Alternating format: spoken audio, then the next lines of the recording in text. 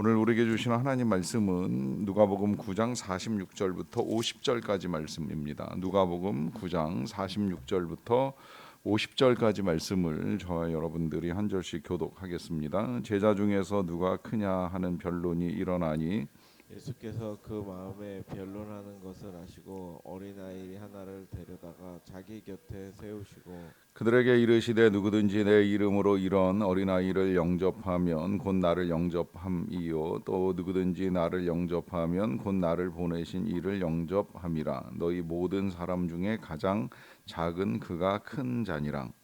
요한이 여짜오되 주여 어떤 사람이 주의 이름으로 귀신을 내쫓는 것을 우리가 보고 우리와 함께 따르지 아니하므로 금하였나이다. 같이 읽겠습니다. 예수께서 이르시되 금하지 말라. 너희를 반대하지 않는 자는 너희를 위하는 자니라 하시니라. 아멘. 어린아이들이 대화를 하다가 가끔은 이제 경쟁적으로 자기들이 가지고 있는 거, 자신들의 집에 있는 것을 이제 자랑하는 것을 들을 때가 있습니다. 듣다 보면 정말 가지고 있나 하는 이제 의문이 들 정도로 자신이 가진 것을 크게 과장해서 표현을 하거나 아니면 이제 없는 것도 있는 것처럼 이제 말을 하는 경우가 있게 됩니다.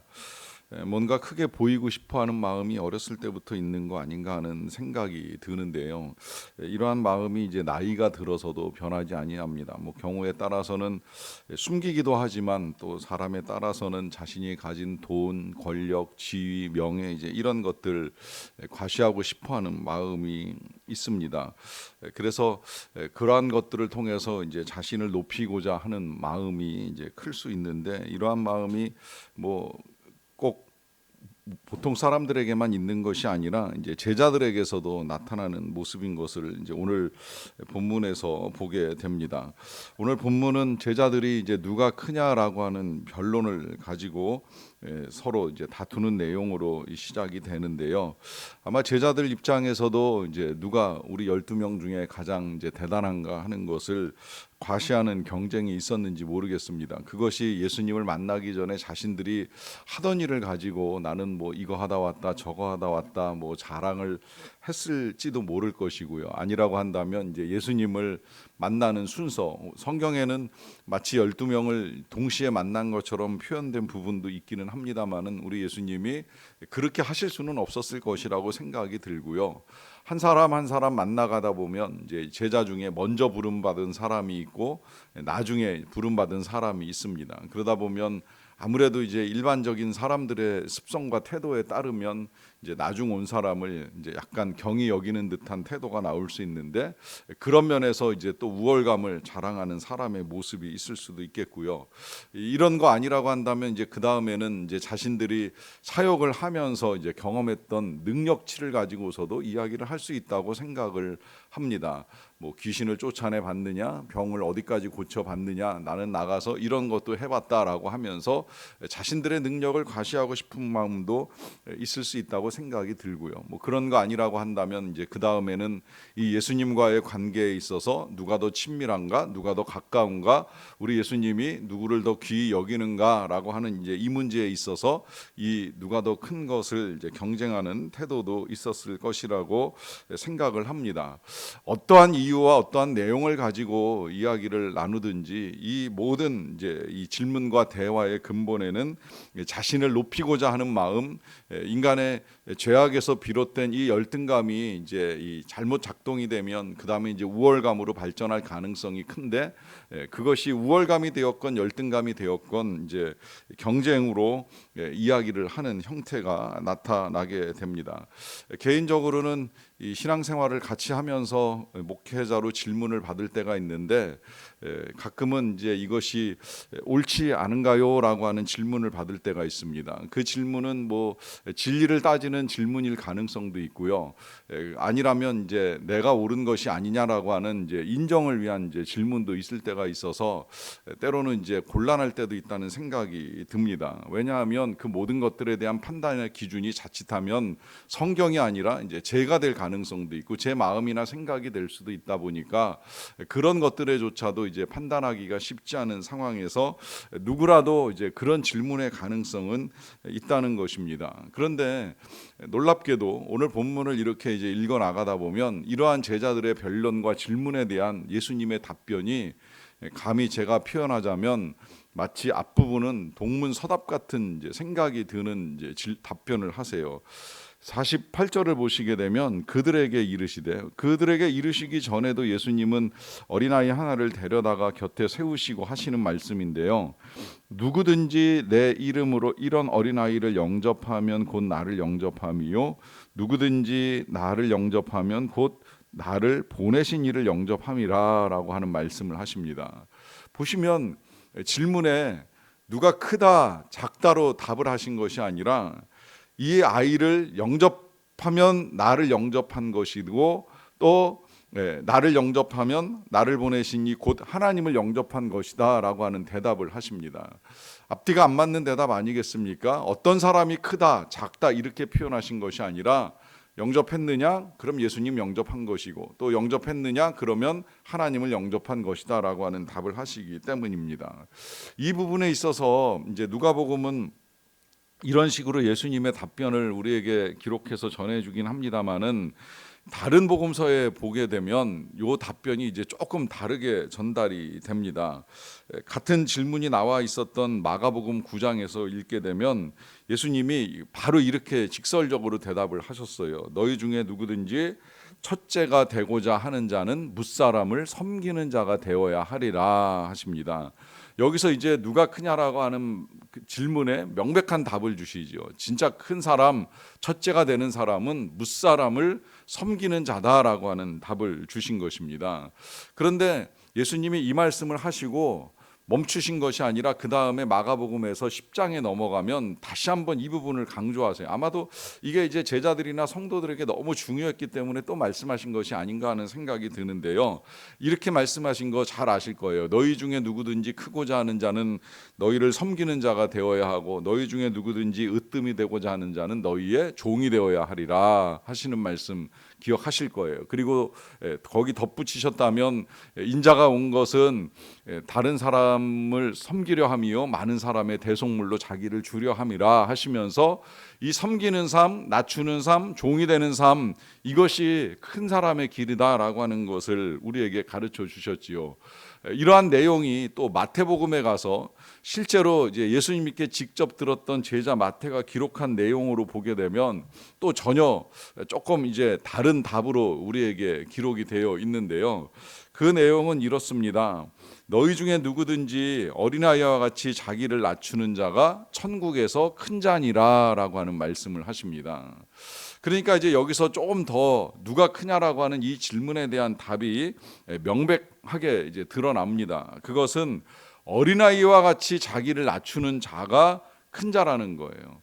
근데 이 부분도 우리가 조금 유념해서 본다라고 하면 어린아이라고 다 낮추는 건 아닙니다. 앞서 말씀드렸듯이 아이들도 경쟁에 불붙으면 정말 작게 가진 걸 크게 가졌다고 이야기할 때도 있고 없는 걸 있는 것처럼 뭐 우리 집에는 뭐 소도 있어 금송아지도 있어 뭐 이러면서 마구 이제 이 가진 걸 부풀릴 때가 있는데 그건 절대 이제 낮추는 것이 아니지요. 그렇다고 한다면 어린아이와 같이 낮추는 것이 이제 뭘까라고 하는 질문과 함께 아까 읽었던 48절 끝부분에 가서 보시게 되면 이렇게 말씀을 하세요. 너희 모든 사람 중에 가장 작은 그가 큰 자니라라고 하는 말씀을 하십니다. 그러니까 이 작은 자가 큰 자인데 이것이 이제 이 누가 크냐라고 하는 질문에 명백한 답인 건 틀림이 없는데 이 말씀을 하시기 전에 우리 예수님께서 그 앞에 조금 길게 어린아이를 영접하라 그러면 나를 영접한 것이다 또 나를 영접하면 나를 보내시니 하나님을 영접한 것이다 라고 하는 말씀을 길게 하고 계십니다. 왜 그럴까요?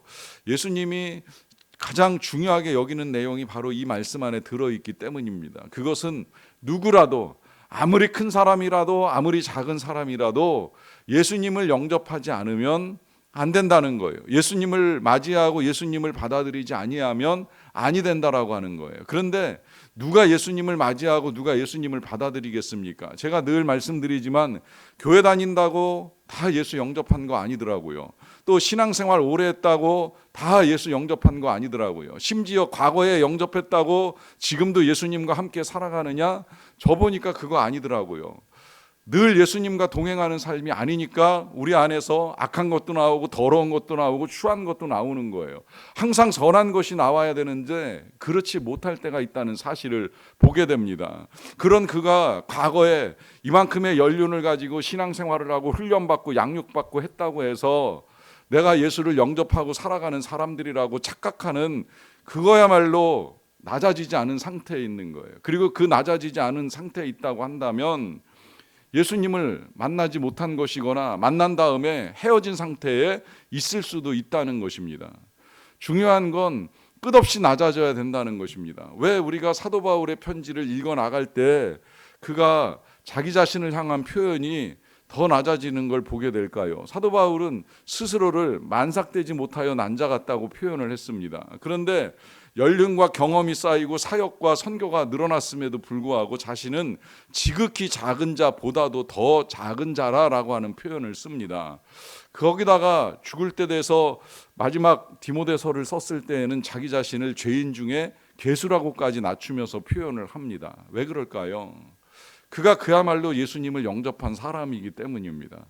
예수님을 영접하면 높아질 수가 없습니다. 예수님을 영접하면 클 수가 없습니다. 큰 것에 대한 욕망조차도 가질 수가 없습니다. 왜냐하면 예수 그리스도의 은혜 앞에서 스스로 얼마나 죄인이라는 사실이 초라하게 여겨지기 때문입니다. 그런 삶을 가지는 자가 진정으로 예수님을 영접한 자요 천국에서 큰 자라고 하는 사실을 우리에게 실제로 보여주는 것입니다. 그러하기 때문에 우리에게 있어서도 내가 무엇을 가지고 있으므로 혹은 무엇을 이루었으므로 어떤 직분으로 말미암아 내가 크다라고 하는 착각을 가질 수는 절대 없는 것이지요. 우리는 오직 하나님의 은혜만이 필요한 사람들이고 그 은혜 앞에 우리는 어린아이와 같이 낮아져서 정말 날마다 주님을 구하고 주님을 만나지 아니하면 아니 된다라는 사실을 분명하게 인정을 해야 합니다. 이것을 통하여서 예수님이 우리에게 이 하나님 나라의 측량법에 대해서 이제 우리에게 알려주시는데요. 이어지는 사건은 어떻게 보면 관계없는 사건처럼 보이는 이제 또 하나의 일이 오늘 본문에 들어 있습니다. 그것은 요한이 한 질문인데요. 어떤 사람이 예수님의 이름으로 귀신을 내쫓는 것을 보고서 우리와 함께 따르지 아니함으로 금하였다라고 하는 거예요. 자, 이것은 아마도 이제 누군가 예수님의 이름을 가지고 능력을 행했는데 12제자 중에 한 명은 아니었던 것 같아요. 그러니까 감히 네가 어떻게 예수님의 이름을 가지고 이런 일을 하느냐라고 하면서 하면 안 된다 이제 이런 선을 그었는지 모르겠어요. 이 질문에 대한 예수님의 답변이 이렇습니다. 예수께서 이르시되 금하지 말라, 너희를 반대하지 않는 자는 너희를 위하는 자니라 합니다. 자, 이 말씀 예수님이 요한이 기대했던 답은 아닐 거라고 생각을 하는데 왜 예수님께서 그렇다면 이런 답을 하셨는가 하는 건 우리가 잘 생각을 해 봐야지요. 예수님은 예수님을 따르는 사람을 12명으로 제한하지 않으셨습니다. 실제로 이제 그러니까 이 제자들이 나가서 더 많은 사람들을 전하고 양육을 하면서 예수님의 제자를 삼고 그래서 이제 교회가 세워지고 교회 공동체가 점점 확장되는 은혜를 누리게 된 것이지요. 그런데 자칫하면 이제 이런 착각을 우리도 할 수 있다는 거예요. 우리와 함께하지 아니하니까 내 편이 아니다.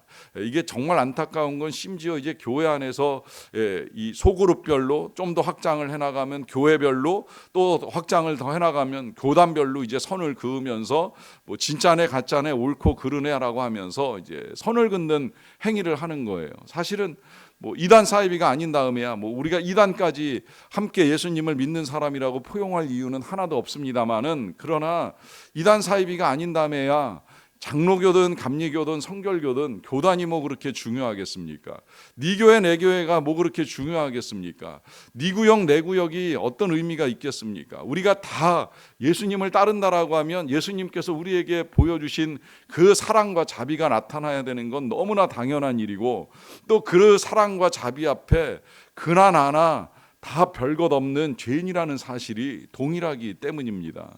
그리고 오히려 우리를 반대하지 않는 사람들, 우리가 교회를 다니고 신앙생활 하는 데 있어서 정말 함께 교회 와서 예배를 드리지는 못할지라도 다녀오라고 말해줄 수 있는 배우자나 가족이라고 한다면 그도 귀한 하나님의 자녀라고 하는 사실입니다. 오히려 우리가 경계해야 될 건 우리의 신앙을 오히려 막아서고 방해하는 그런 사람들, 우리를 시험 들게 만드는 사람들이 더 문제인 것이겠지요.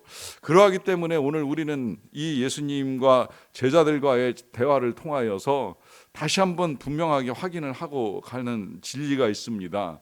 그건 주님은 무한한 사랑의 예수님이라고 하는 사실이고요. 우리는 그 사랑이 아니었으면 살아갈 수 없는 죄인이라고 하는 사실입니다. 그러하기 때문에 오늘도 우리는 죄인에게 베풀어 주시는 하나님의 은혜를 기대하는 것이고 그 은혜를 힘입어서 이 하루를 사는 것이지요. 오늘도 하나님의 은혜가 저와 여러분들에게 충만하게 넘치기를 간절히 축원합니다. 기도하겠습니다. 사랑과 은혜가 풍성하신 아버지 하나님 감사합니다. 오늘도 우리들을 사랑하셔서 이 새벽 건강함으로 일어나게 하여 주시고 주의 전에 이르게 하시며 또 말씀을 듣고 하루를 살게 하여 주신 것을 진심으로 감사드리옵나이다. 오늘도 우리는 주님 앞에 우리가 죄인 중에 괴수라는 사실을 고백하며 나아갑니다. 우리가 선한 일 몇 가지를 했다고 한들 그것이 뭐 그렇게 대단한 일들이 되겠습니까? 아버지 하나님께서 주신 은혜와 능력으로 가한 일이요, 또 그것으로 가리워진 우리의 죄악은 여전히 커서 우리는 하나님 노릇하며 비판하고 정죄하고 미워하고 온갖 악한 일들을 저지르고 있다는 사실을 인정할 때에 주의 은혜가 아니면 살 수 없다는 사실을 고백합니다. 하나님, 우리를 불쌍히 여겨 주시옵소서. 하나님의 아들 예수 그리스도시여 우리를 긍휼히 여겨 주시옵소서. 주님의 은혜가 아니면 살 수 없기에 오늘도 그 은혜를 힘입어 하루를 살아가고자 하옵나니 은혜로 우리를 지혜롭게 하시고 그 은혜로 말미암아 우리를 능력 있게 하여 주시고 그 은혜로 우리의 삶에 필요한 것들을 채우시되 넉넉하게 채워 주시옵소서. 우리 모든 성도들에게 성령의 충만함을 더하여 주시옵소서. 오직 예수 그리스도의 이름만을 높이는 삶을 살아가는 자들이 되게 하여 주시옵소서. 행여라도 나를 높이고 나를 드러내고 나를 크게 만들기 위하여 애쓰는 인생 되지 않도록 도와주시고 오직 주의 이름 높이고 주님 전하기 위하여 힘쓰는 가운데에 이 땅에서부터 하나님의 나라를 풍성하게 경험하는 삶을 살아가는 자들이 다 되게 하여 주시옵소서. 그렇게 먼저 하나님의 나라와 구할 때에 이 모든 것을 너희에게 더하겠다고 약속하여 주신 대로 오늘도 성도들의 삶의 필요를 채워주시기를 간절히 원합니다. 연로하신 어르신들의 건강을 지켜 주시옵소서. 자라나는 아이들이 하나님의 은혜 가운데 키만 자라는 것이 아니라 지혜도 자라고 영성도 자라고 믿음의 사람들로 커갈 수 있도록 도와주시기를 원합니다. 장성한 자녀들이 배우자를 찾을 수 있도록 도와주시고 또 앞길을 열어가고자 하는 모든 자녀들이 자신에게 필요한 길을 하나님의 은혜 가운데 열어가게 하여 주시옵소서. 무엇보다 믿음의 길, 신앙의 길을 열어가는 자녀들이 될 수 있도록 은혜를 내려주시기를 간절히 원합니다. 가족 중에 병든 자, 연약한 자에게 치료하는 은총을 바라여 주시고 그리하여서 주님으로 말미암아 고침받고 강건하게 살아가는 은혜를 누릴 수 있도록 도와주시옵소서. 우리나라에 하나님의 은혜가 필요합니다. 우리나라가 대단한 성장을 이루어서 교만이 하늘을 찌를 때에 여러 가지 어려움들로 말미암아 다시금 겸손하게 하시는 하나님의 뜻을 모든 목회자들과 정치 지도자들이 분명히 알게 도와주시고 그로 인하여서 다시 이 땅 가운데 임하는 하나님의 은혜를 받을 준비를 해나갈 수 있도록 도와주시옵소서. 아버지 하나님, 열방에 나가 계신 우리 선교사님들을 강건하게 붙들어 주시고 행해 나가는 그 모든 사역 가운데 많은 영혼들이 하나님께로 돌아오는 은혜의 역사를 이루어 갈 수 있도록 도와주시옵소서. 감사드리옵고 언제나 우리에게 풍성한 은혜 베풀어 주시는 예수님의 이름으로 기도하옵나이다. 아멘.